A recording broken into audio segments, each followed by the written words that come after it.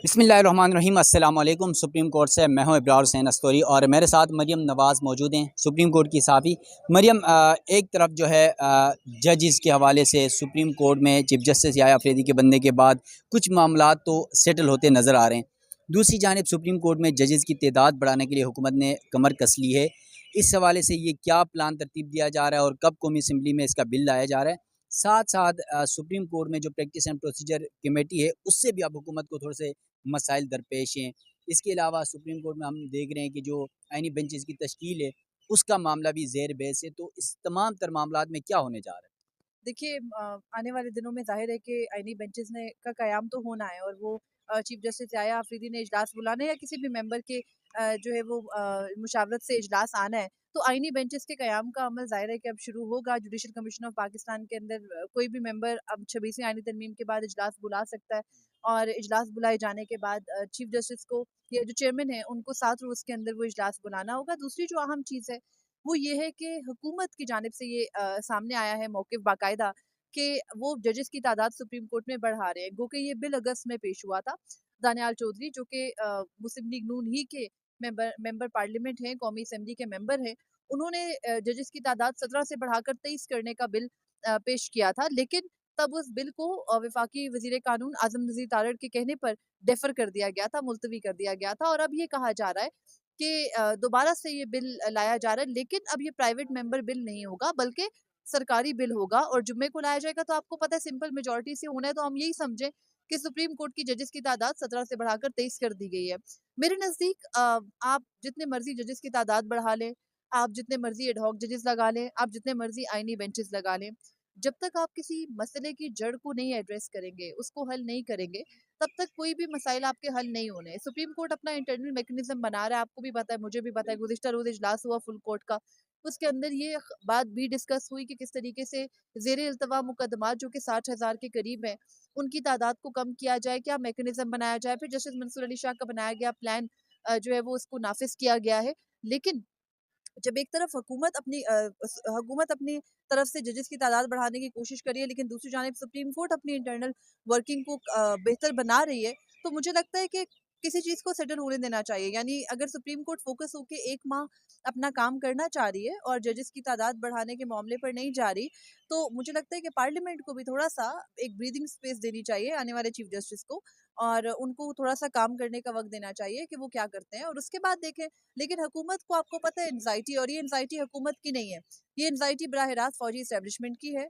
और अब बहुत से लोगों को शायद इस बात से ये अंदाज़ा हो जाना चाहिए कि जस्टिस याया अफरीदी किसी डील के नतीजे में नहीं आए, बल्कि उनकी हुकूमत ने एक ब्लफ किया कि जस्टिस याया अफरीदी इनकार कर देंगे और जस्टिस अमीन आ जाएंगे और फिर वो हमारा बंदा होगा। लेकिन ये पूरे का पूरा प्लान जब नहीं सक्सेसफुल हुआ, तो माजी में जैसे आमिरों के दौर में ये होता रहा, डिक्टेटर्स ये करते रहे कि अपनी मर्जी की जजेस लगाए, अपनी मर्जी से तादाद बढ़ाई, अपनी मर्जी से हल्फ उठवाया, अपनी मर्जी से घर भेजे।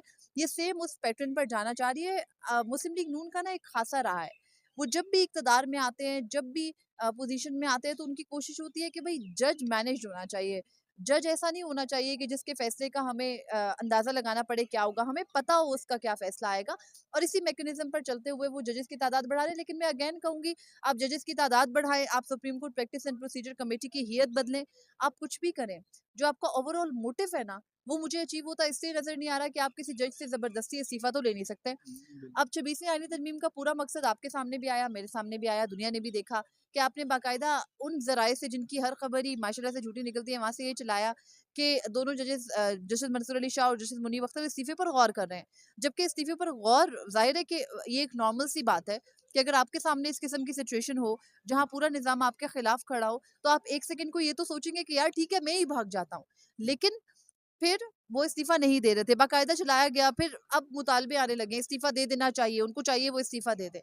लेकिन जाहिर है कि एक सुप्रीम कोर्ट के जज को हटाने का कोई और तरीकेकार नहीं है जब तक कि आप सुप्रीम जुडिशल काउंसिल को फाल ना करें।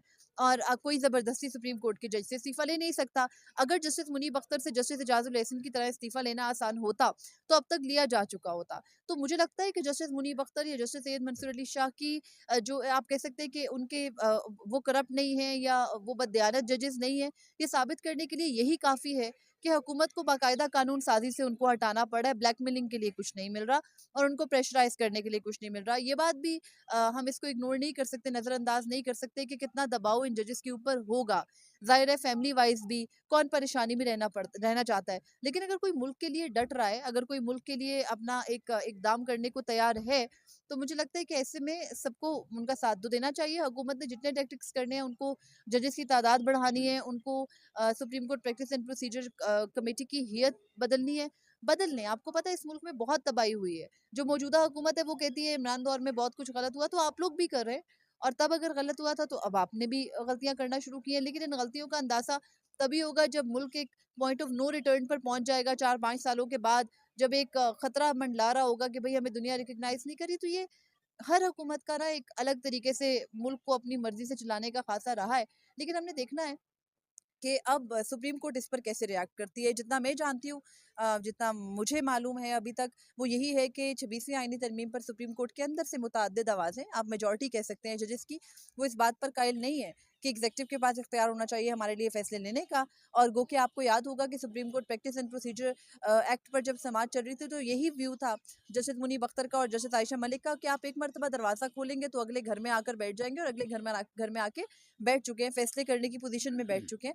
तो अब पार्लियामेंट की एक जो हद है वो कैसे मुकर्रर करनी है जुडिशरी ने, ये उन्होंने फैसला करना होगा। और जस्टिस याया आफरीदी से भी ये निज़ाम खौफजदा है, ये हर गुजरते दिन के साथ हमें मजीद जो है वो क्लियर होता जा रहा है। मरियम, आपने जो बात की ना कि निज़ाम जो है वो जैसे आया अफरीदी से खौफज़दा है, तो इससे मुझे एक बात याद आई कि कुछ दिन कबल आपको याद हो तो पाकिस्तान पीपल्स पार्टी के जो चेयरमैन है बिलावल भुट्टो ज़रदारी से सुप्रीम कोर्ट के सहाफ़ियों की मुलाकात हुई थी, हम्म, और बिलावल ने एक जुमला कहा था कि माजी ऐसा रहा है कि पीपल्स पार्टी वकला करती रही है और मुस्लिम लीग नून जो है वो जजेस डायरेक्ट जजेस करती रही है।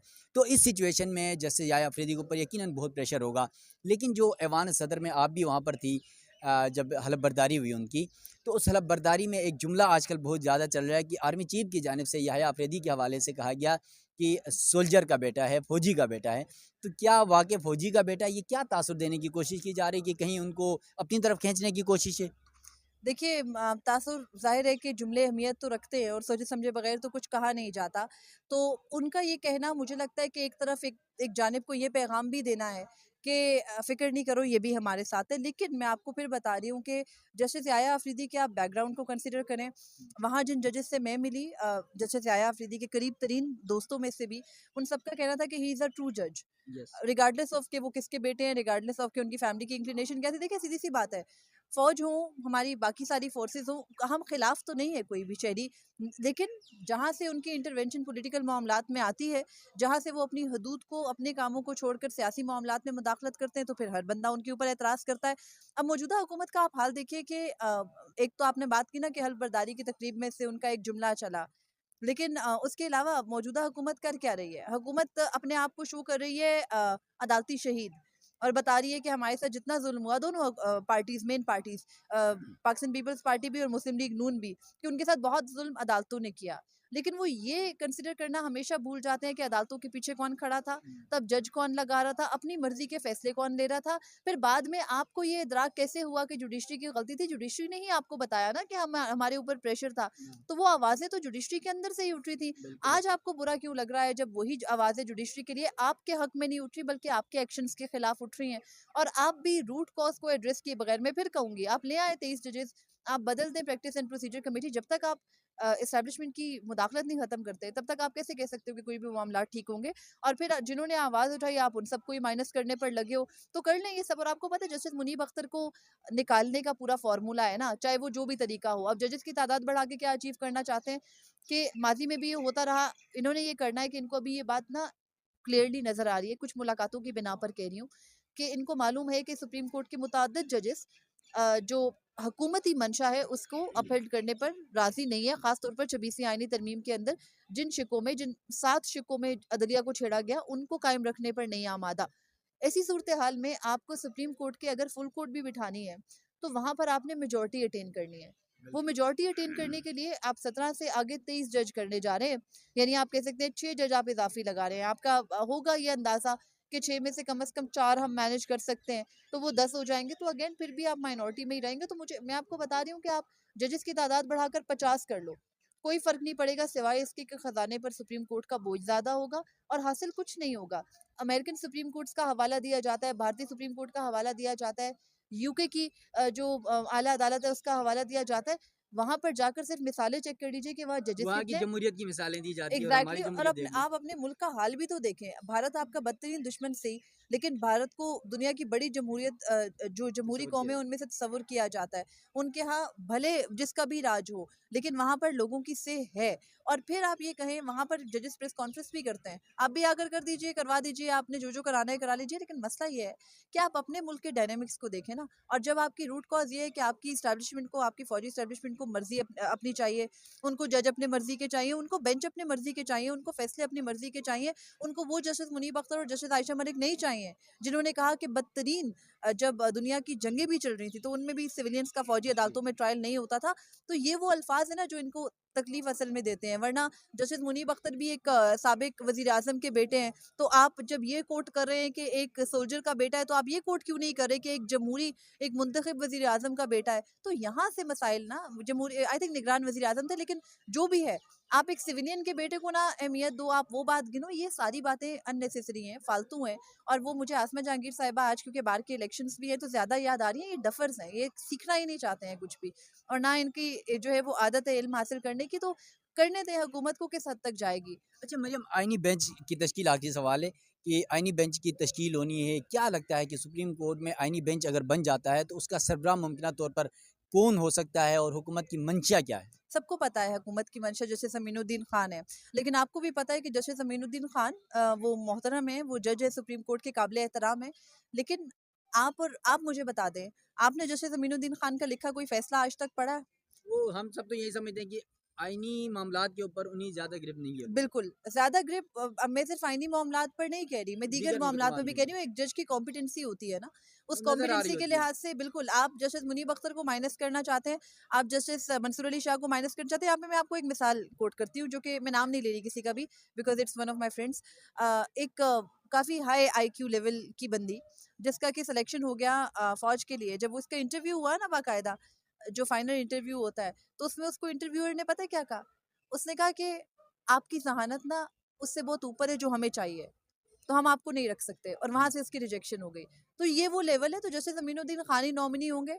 और उसके अलावा मुझे ये लगता है कि देखें 13 लोग हैं जुडिशल कमीशन ऑफ पाकिस्तान में। आईनी तरमीम के ज़रिए 13 के 13 अपना नाम ला सकते हैं।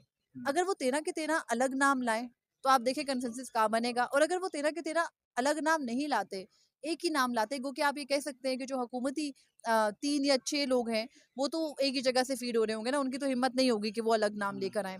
अगर वो ले भी आते हैं तो स्टिल सुप्रीम कोर्ट के जजेस और उनके साथ ऑपोज़िशन मिल जाए तो उनके पास मेजॉरिटी होगी। तो उसके लिए भी ज़रूरी है कि सुप्रीम कोर्ट के जजेस मुत्तहिद हों।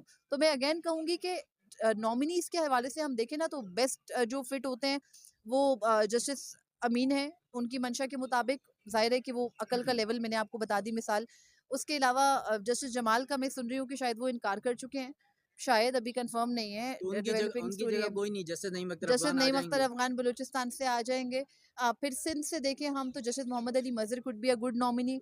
फिर अगर हम देखें पेशावर से तो जस्टिस मुसर्रत हिलाली हो सकती है। लेकिन अगेन मैं आपको फिर कहूँगी कि ये वो जजेस हैं जिनसे मेरी बात हुई है, और जिन्होंने खुद मतलब ये डायरेक्टली तो नहीं कहा कि वो इस चीज़ से ख़ाइफ़ है, लेकिन वो ये ज़रूर कह रहे थे कि एक डैमेज हो गया है जुडिशरी को, और हुँ। उसके लिए अदलिया को खुद मुत्तहिद होना है। तो मुत्तहिद इस होना। माइंडसेट की जजेस को आप लेकर आ जाएँ आईनी बेंच में। मैं तो कहती हूँ बनाएँ आईनी बेंच, लगाएँ ये सारी दरख्वास्तें, सुने, इनको भी पता चल जाएगा। फिर हुकूमत को सिर्फ बड़ा दिल करके जो भी फैसला आए सुप्रीम कोर्ट का अपने लगाए हुए जजेस से, उसको भी कबूल करना होगा।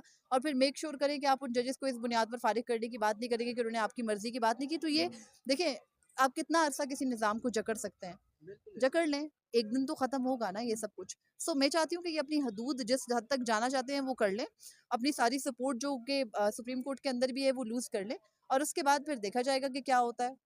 आप भी चलें हैं, हम भी हैं। चलें, यकीनन मरियम हमारे साथ मौजूद थी और देखते हैं कि ये जो जंग है या ये जो लड़ाई है, हुकूमत एक तरफ है और दूसरी तरफ अपोजिशन।